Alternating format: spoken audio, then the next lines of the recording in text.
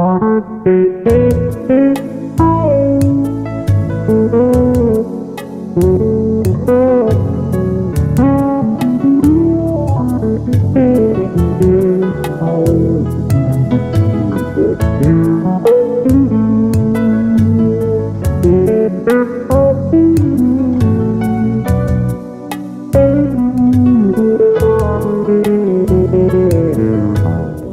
et bienvenue sur la Maison du Père.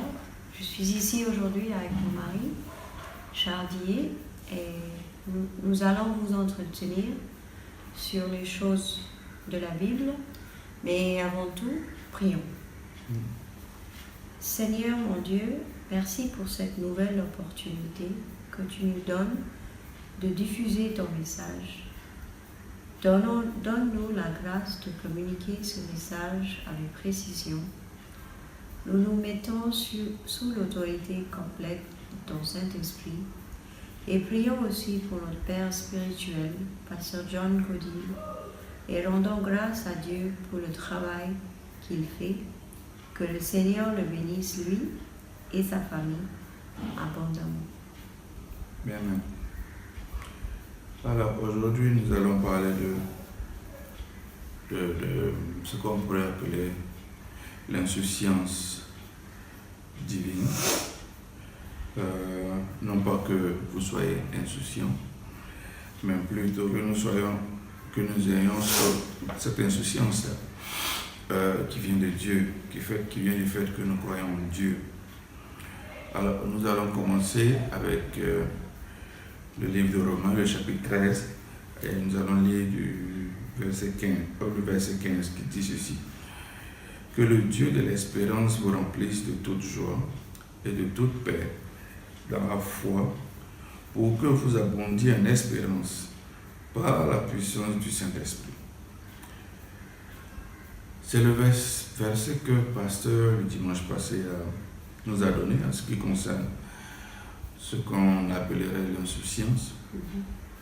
Et donc, le fait de ne pas être inquiet de ce qui arrive au quotidien autour de nous en ce moment.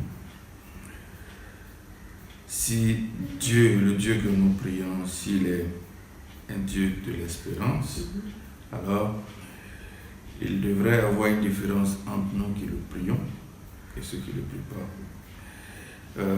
Nos vies doivent être remplies de joie et de paix. Et tout ce que nous avons à faire, en fait, c'est croire que cela peut arriver. Si nous n'avons pas la joie, nous n'avons pas la paix, nous n'avons pas l'espérance, c'est qu'il y a quelque chose qui ne va pas. En fait, c'est qu'on n'est pas chrétien. Alors, nous allons parler aujourd'hui, comme je l'ai dit tantôt, de ce qu'on pourrait appeler l'insouciance divine.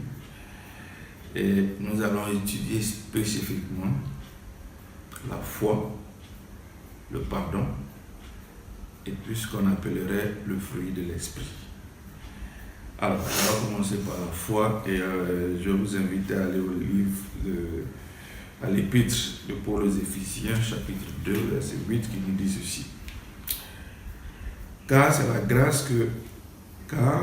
par la grâce que vous êtes sauvés, par le moyen de la foi. Et cela ne vient pas de vous, c'est un don de Dieu. C'est quoi un don? Un don, c'est un cadeau fait à quelqu'un. Vous ne le demandez pas, on vous le donne. Parce qu'on en a envie. C'est cela un don. Il faut avoir la foi. Et cette foi, ce n'est pas une foi que nous créons. C'est une foi qui vient de Dieu, qui vient de Jésus, qui vient de celui-là même qui est l'auteur et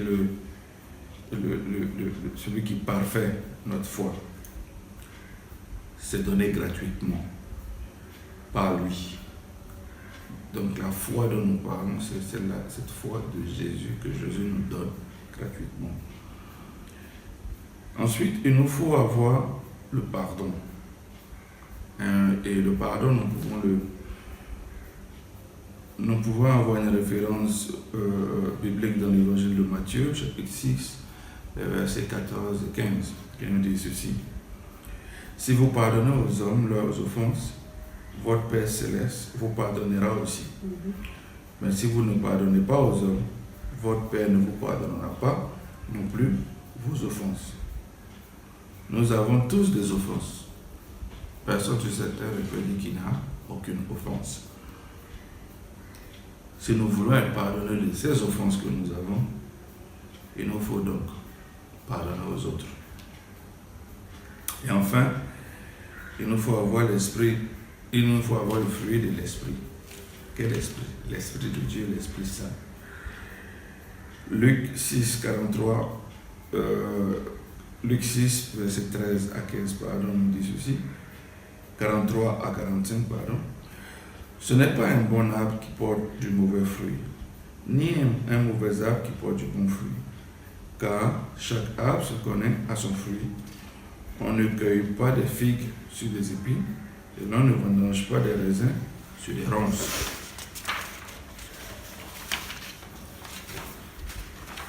L'homme bon tire de bonnes choses du bon trésor de son cœur, et le méchant tire de mauvaises choses de son mauvais trésor, car c'est de l'abondance du cœur que la bouche parle. Amen. Alors, Dieu est un Dieu d'abondance. Donc, si vous avez des manques dans votre vie, vous ne produisez pas le bon fruit que le Seigneur veut que vous produisez. Jésus nous réconcilie avec Dieu le Père, et il faut que nous soyons remplis avec l'Esprit Saint qui nous dirige vers Jésus lui-même. Et l'Esprit Saint est un esprit d'ordre. Et nous ne pouvons pas vouloir Dieu et pas vouloir l'ordre établi. Ça va ensemble. Nous ne pouvons pas vouloir Dieu et pas vouloir l'ordre. Il nous faut avoir la foi. Donc lisons dans le livre de Romains, chapitre 10, verset 17. Ainsi la foi vient de ce qu'on entend, et ce qu'on entend vient de la parole de Christ. Donc la foi provient de ce que quelqu'un vous aurait prêché, afin que vous compreniez ce qui est relevant pour votre vie. La foi provient de l'explication que quelqu'un vous donne sur la parole de Dieu. Donc, c'est important que nous avons une connaissance de la parole de Dieu, une compréhension de la parole de Dieu, et enfin la sagesse qui vient de Dieu lui-même. Et il faut qu'on sache que le démon, il connaît mieux la Bible que nous, car c'est lui qui a tenté Christ avec des versets bibliques. Donc, Dieu doit toujours faire partie de l'équation et ne jamais être autosuffisant. Mais qu'est-ce que c'est la foi? Alors, c'est écrit dans la Bible, dans le livre d'Hébreux, chapitre 11, verset 1, qui nous dit « Or la foi est une ferme assurance des choses qu'on espère, une démonstration de celles qu'on ne voit pas. » Donc, ça ne veut pas dire que c'est quelque chose d'imaginaire. Nous avons tous foi en la chaise dans laquelle nous asseyons, avant de s'asseoir, sinon on ne va pas s'asseoir. Donc, nous sommes appelés à avoir la foi en Dieu, le vrai, l'originel, et en Jésus-Christ, son Fils, qu'il a envoyé pour nous sauver de nos péchés, le péché originel, et des autres malédictions causées par cela. Par exemple, le déluge de Noé, la tour de Babel, Sodome et Gomorrhe. Jésus nous a sauvés de tout cela. C'est Jésus qui nous guide vers le Père, et c'est l'Esprit Saint qui nous guide vers Jésus-Christ. Dans le même livre d'Hébreux, chapitre 11, verset 6, c'est écrit « Or, sans la foi, il est impossible de lui être agréable, car il faut que celui qui s'approche de Dieu croit que Dieu existe et qu'il est rémunérateur de ceux qui le cherchent. » Donc, c'est bien que nous cherchions le Seigneur hier, que nous allons le chercher demain, mais le verset nous dit la foi de maintenant. Donc, cherchons continuellement le Seigneur à tout moment et à tout instant. Tout à fait. Et donc, la foi que Antoine vient de nous exposer, cette foi-là, lorsqu'on a cherché continuellement, lorsqu'on a cherché à tout moment, ce qu'elle va faire en nous, c'est qu'elle va nous permettre de pardonner. Dieu est un Dieu d'espoir et Jésus est venu pour nous sauver et pas pour nous tuer. Comme on lit au livre de Hébreux, chapitre 12, versets 14 à 15, il est écrit « Recherchez la paix avec tous et la sanctification sans laquelle personne ne verra le Seigneur. Veillez à ce que nul ne se prive de la grâce de Dieu, à ce qu'aucune racine d'amertume poussant des rejetons ne produise du trouble et que plusieurs n'en soient infectés. » Si vous êtes privé de la grâce de Dieu, vous ne pourrez pas voir le Seigneur, comme le verset le dit. Et c'est parce que le prophète Daniel, justement, ne souhaitait pas être privé de la grâce de Dieu qu'il a refusé, de manger ce que le roi leur avait pourvu avec ses amis. Ils ont refusé de manger et ils ont décidé de jeûner et de manger que les légumes frais en fait. L'intolérance, l'amertume nous prive de la grâce de Dieu. Si vous êtes intolérant, si vous avez de l'amertume, vous ne pourrez pas voir le Seigneur. Rechercher la paix avec tous ne signifie pas que vous devez être, comme on dit en français, un béni oui-oui. Non. Cela veut dire que nous devons avoir la paix qui règne entre nous et les autres. Vous avez pardonné à tous ceux qui vous ont offensé, et si c'est trop fort, vous pouvez demander l'aide de Dieu pour pardonner ceux qui vous ont réellement plus qu'offensé. Recherchez Dieu, allez le trouver et il vous donnera ce que vous demandez.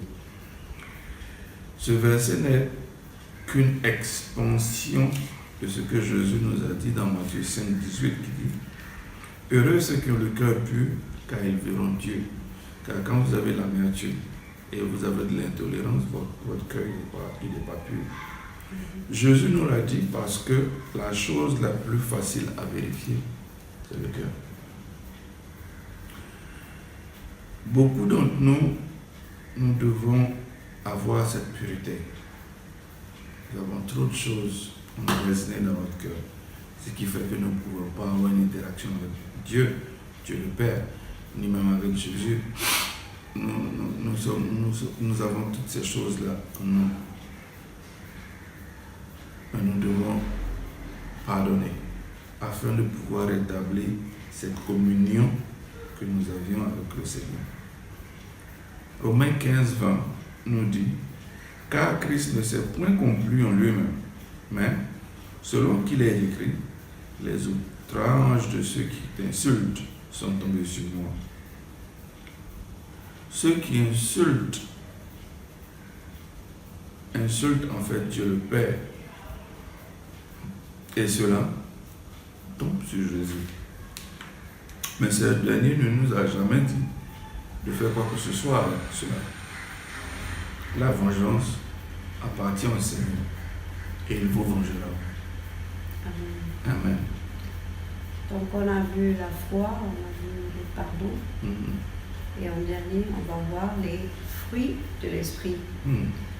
Galates, dans le livre de Galates, chapitre 5, verset 22, c'est écrit « Mais le fruit de l'esprit, c'est l'amour, la joie, la paix, la patience, la bonté, la bénignité, la fidélité, la douceur, la tempérance. La loi n'est pas contre ces choses. Donc la loi a été donnée pour séparer les gens de Dieu pour le travail de Dieu. Mais si vous avez l'Esprit de Dieu, vous n'avez plus besoin de la loi, car vous êtes déjà séparés du monde. Tout à fait. Et Satan, il déteste ces fruits, parce que les fruits de l'Esprit ne sont autres que les attributs de Dieu lui-même. Donc, il va faire tout ce qu'il peut pour implanter de la haine dans votre cœur. Et cette haine peut se déguiser en discrimination, racisme, sémitisme, etc. Si vous avez de la haine, vérifiez avec le Seigneur, car c'est ce que le démon fait pour contrer l'amour.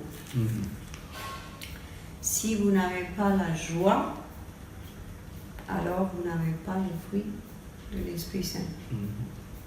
Et c'est même une excuse pour la dépression. Mais il vous faut être rempli de l'Esprit Saint. Et vous auriez la joie toujours. Vous aurez la joie toujours. La joie du Seigneur est ma force. La Bible nous dit. Amen. Et le démon répond à toute joie spirituelle par la dépression.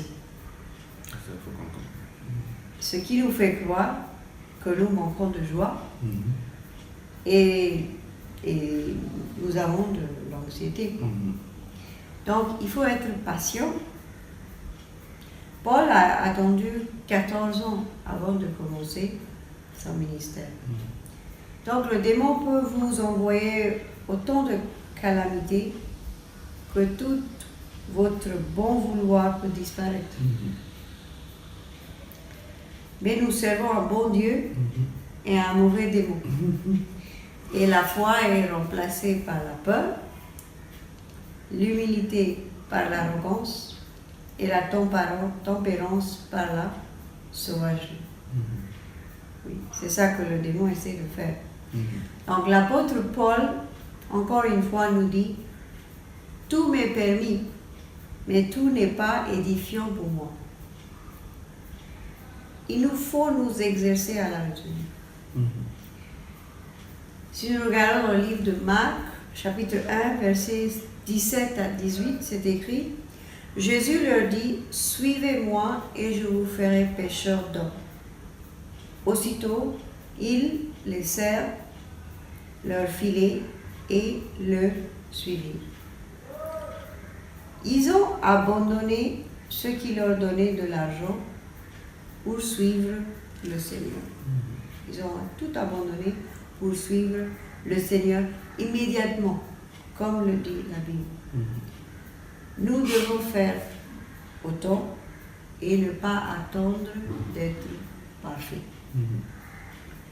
Si on regarde aussi dans le livre de 1 Pierre, chapitre 5, verset 7, c'est écrit « Et déchargez-vous sur lui de tous vos soucis, car lui-même prend soin de vous. » Donc ça, c'est une assurance que nous avons de la Bible, que Dieu dit « Déchargez-vous sur lui de tous vos soucis, car lui-même prend soin de vous. » Si ce n'était pas le cas, nous serions déjà morts. Donc déchargez-vous sur lui, et c'est ce que nous voulions dire lorsque nous avons parlé auparavant de l'insouciance divine. Que Dieu vous bénisse. Que Dieu vous bénisse. We do not want to end this message of hope and love without letting you know that if you confess with your mouth the Lord Jesus and believe in your heart that God has raised him from the dead, you will be saved. Whoever calls on the name of the Lord shall be saved.